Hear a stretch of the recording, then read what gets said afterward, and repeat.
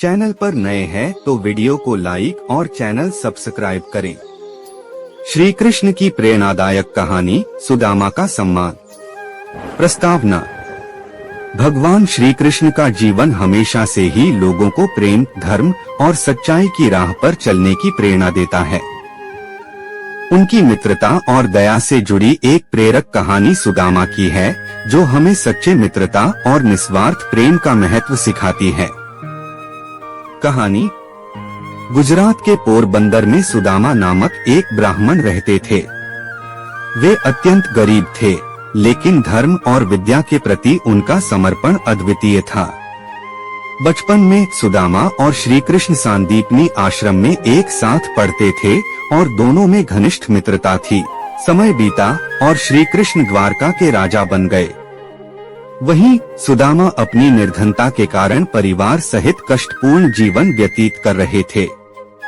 एक दिन उनकी पत्नी ने उनसे कहा, आपके मित्र श्री कृष्ण अब द्वारका के राजा हैं।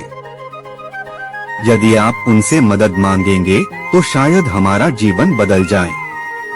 सुदामा ने अपनी पत्नी की बात मान ली, लेकिन श्री कृष्ण के पास जाने के लिए उनके पास कोई भेंट देने योग्य वस्तु नहीं थी। उनकी पत्नी ने चावल के थोड़े से दाने एक कपड़े में बांध दिए और सुदामा श्री कृष्ण से मिलने निकल पड़े। जब सुदामा द्वारका पहुँचे तो श्री कृष्ण ने उन्हें पहचानते ही गले लगा लिया। उनका स्वागत फूलों और प्रेम से किया। सुदामा को देखकर श्री कृष्ण इतने भावुक हो गए कि उनकी आंखों से आंसू छलक पड़े। श्री कृष्ण ने सुदामा का बड़े आदर से सत्कार किया। श्री कृष्ण ने सुदामा से पूछा, मित्र, मेरे लिए क्या लाए हो? सुदामा संकोच में चावल का बंधा हुआ कपड़ा श्री कृष्ण को देने से झिझक रहे थे, लेकिन श्री कृष्ण ने जबरन वह चावल लिया और अत्यंत प्रेम पूर्वक उसे खाने लगे। सुदामा ने अपनी गरीबी का उल्लेख नहीं किया, लेकिन श्री कृष्ण उनके दिल की बात समझ गए। सुदामा को विदा करते समय उन्होंने कुछ नहीं कहा और सुदामा खाली हाथ अपने गांव लौट आए। जब सुदामा अपने घर पहुंचे तो उन्होंने देखा कि उनका छोटा सा झोपड़ा एक सुंदर महल में बदल गया था।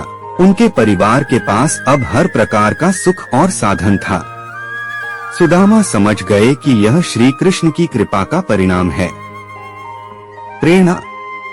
यह कहानी हमें सिखाती है कि सच्ची मित्रता और निस्वार्थ प्रेम का मूल्य अनमोल है। श्री कृष्ण ने सुदामा की सहायता उनकी गरीबी को देखकर नहीं, बल्कि उनके सच्चे दिल को देखकर की।